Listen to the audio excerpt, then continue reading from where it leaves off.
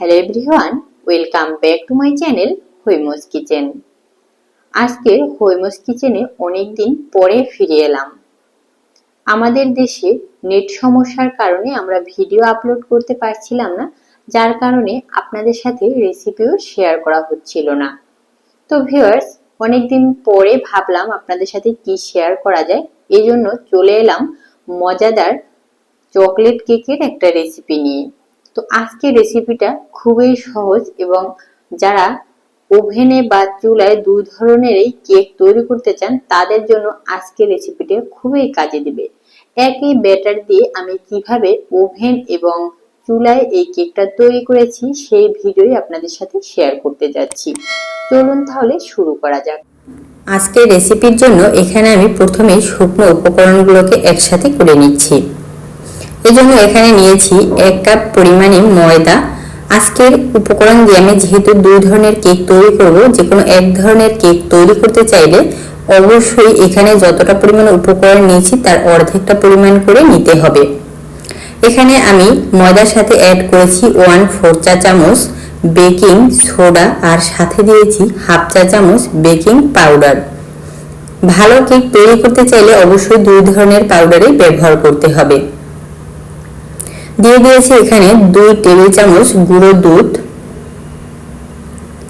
সাথে এখানে অ্যাড করব 2 টেবিল চামচ কর্নফ্লাওয়ার। কর্নফ্লাওয়ারটা অপশনাল, চাইলে এখানে এটাকে স্কিপ করা যেতে পারে। দিয়ে দিচ্ছি এখানে 2 টেবিল চামচ কোকো পাউডার। যেহেতু এটা চকলেট কেক তৈরি করছি তাই অবশ্যই কোকো পাউডারটা দিতেই হবে। এরপরে দিয়ে দিলাম 1 চিমটি পরিমাণে লবণ। কেকে অবশ্যই লবণটা ব্যবহার করার চেষ্টা করবেন, তাহলে দেখবেন কেকের স্বাদ অনেকটাই বেড়ে যাবে। এখন আমি সবগুলো শুকনো উপকরণ একসাথে করে নিচ্ছি। প্রথমে যদি সব উপকরণগুলো এভাবে মিক্সড করে নেন তাহলে আপনার সব দিক থেকেই সুবিধা হবে। তো সব উপকরণগুলো মিক্সড করে নেওয়ার পরে আমি একটা চালনি নিয়ে নিব এই সব উপকরণগুলোকে টেলে নেওয়ার জন্য। অবশ্যই ছোট ছিদ্রযুক্ত একটা চালনি নিতে হবে। তারপরে এর ভিতরে সব উপকরণগুলোকে দিয়ে দিলাম। তারপরে এটাকে নেড়ে চেড়ে আমি একটু টেলে নেব। টেলে নেওয়ার পরে দেখবেন অনেক ছোট ছোট দানা দানা অংশ বের হবে। তো এটা চাইলে একটু হাত দিয়ে চেপে চেপে ভেঙে দেওয়া যেতে পারে। তারপরে দেখবেন কিছু দানা থেকেই যাবে, সেগুলোকে অবশ্যই ফেলে দিতে হবে। এখন আমি একটা বাটিতে নিয়ে নিচ্ছি 3টা ডিম। ডিমগুলো অবশ্যই রুম টেম্পারেচারে হতে হবে। যদি ফ্রিজে থাকে তাহলে অবশ্যই 1 ঘন্টা আগে বের করে রাখবেন। তো আর ডিমগুলো ভাঙার সময় অবশ্যই খেয়াল রাখবেন যাতে করে ডিমের কুসুমগুলো আস্ত থাকে। তো আজকে আমি একটু তাড়াহুড়ো করেই কাজটা করছিলাম, যার কারণে ভুলবশত ডিমের 2টা কুসুমই ভেঙে গেছে। ডিমের কুসুমগুলো আস্ত থাকলে ডিমের কুসুমগুলো আর সাদা অংশটাকে আলাদা করতে সুবিধা হয়। যেহেতু আমার কুসুমগুলো ভেঙে গেছে তাই এটাকে আলাদা করতে আমি একটু সমস্যায় পড়ছিলাম। তো এক এক করে আমি সবগুলো কুসুমে আলাদা করার চেষ্টা করছি। ডিমের সাদা অংশের সাথে যদি কখনো এরকম ডিমের কুসুমটা ভেঙে অ্যাড হয়ে যায় তাহলে দেখবেন এই কুসুমগুলো থাকলেই আর ফোম হতে চায় না ভালো করে। আর যদি শুধু সাদা অংশটা থাকে তাহলে সুন্দর করে এই ডিমের ব্যাটারটাকে ভালোভাবে ফোম করে নিতে পারবেন। তো এখানে বিটার থেকে প্রথমে একটু হাই স্পিডে বিট করে ফোম করে নিতে হবে, তারপরে অল্প স্পিডে বিট করে নিতে হবে। আর এর ফাঁকেই আমি এখানে 1 কাপ অল্প অল্প করে চিনি দিয়েছি, যেটা ভিডিওতে বোঝা যাচ্ছিল না। অল্প অল্প করে চিনি দিতে হবে আর বিট করে নিতে হবে। যখন দেখবেন ডিমের সাদা অংশটা ফোম হয়ে গেছে তখন এর ভিতরে ডিমের কুসুমটাকে অ্যাড করে আবারও একটু সময় বিট করে নিতে হবে। এরপরে আমি এর ভিতরে দিয়ে দিচ্ছি 1/2 কাপ পরিমাণে সাদা তেল। অবশ্যই সাদা তেলটাই ব্যবহার করতে হবে। তারপরে আবারও একটু বিট করে নিচ্ছি। যদি কারো কাছে এই ইলেকট্রিক বিটার না থাকে তাহলে অবশ্যই এটাকে হ্যান্ড বিটার দিয়েও বিট করে নিতে পারেন। তো সবকিছু বিট করে নেওয়ার পরে আমি এখানে অ্যাড করছি যে শুকনো উপকরণগুলো তেলে রেখেছিলাম সেই শুকনো উপকরণটা। তো শুকনো উপকরণগুলো অবশ্যই আলতো হাতে মিক্সড করে নিতে হবে। তো এখানে আমি প্রথমেই নিয়ে নিচ্ছি একটা ওভেনের কেক মোল্ড। আমি একটা ননস্টিক 6 পিসের মোল্ড নিয়েছি। এর ভিতরে আমি সামান্য তেল ব্রাশ করে নিচ্ছি যাতে করে বেকিং পেপারগুলো ভালোভাবে এর ভিতরে বসতে পারে। তো এখানে আমি কাপ কেকের জন্য দোকান থেকে বেকিং পেপার গুলো নিয়ে এসেছিলাম। তো সেগুলোকে আমি এক এক করে এই মোল্ডের মধ্যে বসিয়ে দিচ্ছি।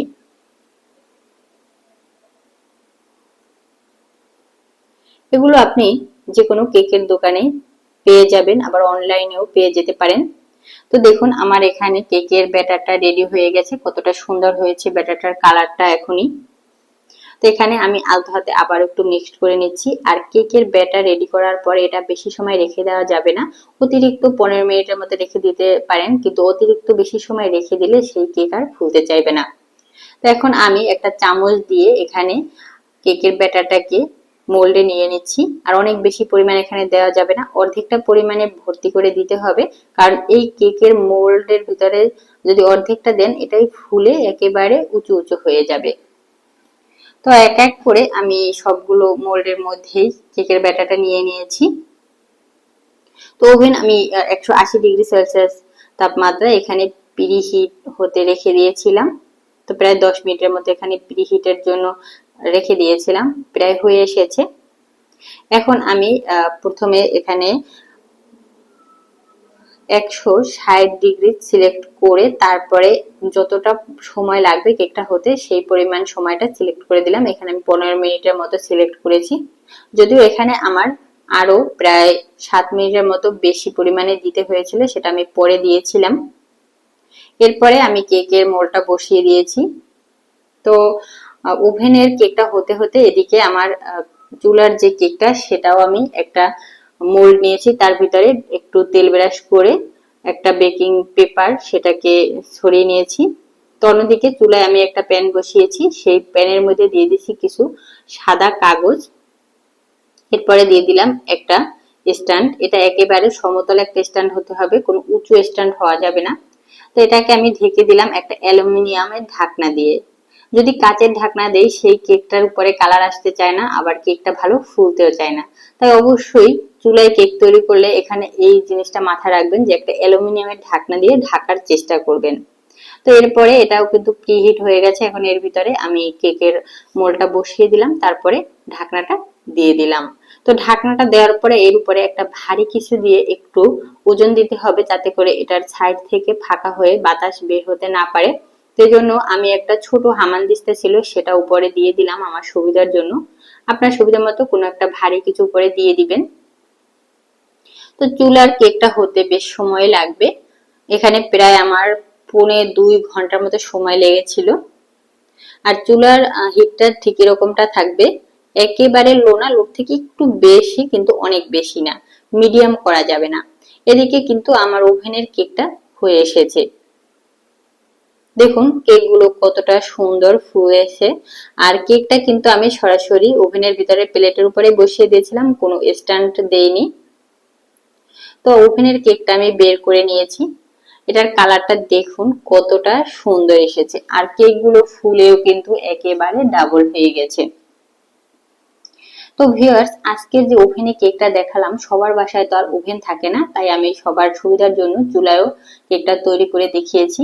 আর এই যে ওভেন থেকে বের করার আগে অবশ্যই এরকম একটা কাঠি নিয়ে চেক করে দেখবেন, যদি দেখেন কাঠিটা ভিতরে ঢোকানোর পরে একেবারে ফ্রেশ ভাবে বের হয়ে এসেছে, তাহলে বুঝবেন কেকটা সুন্দরভাবে হয়ে গেছে।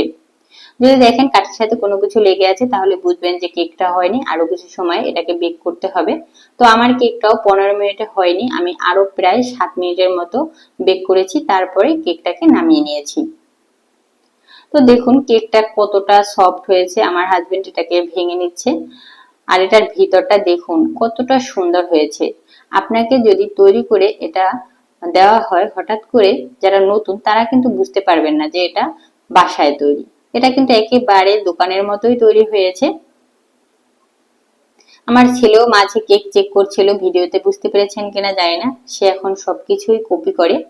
তো অন্যদিকে আমি এখানে চুলায় চলে এসেছি, প্রায় 1.5-2 ঘন্টা মতো, 1 ঘন্টা 40 মিনিটের মতো লেগেছে এই কেকটা হতে।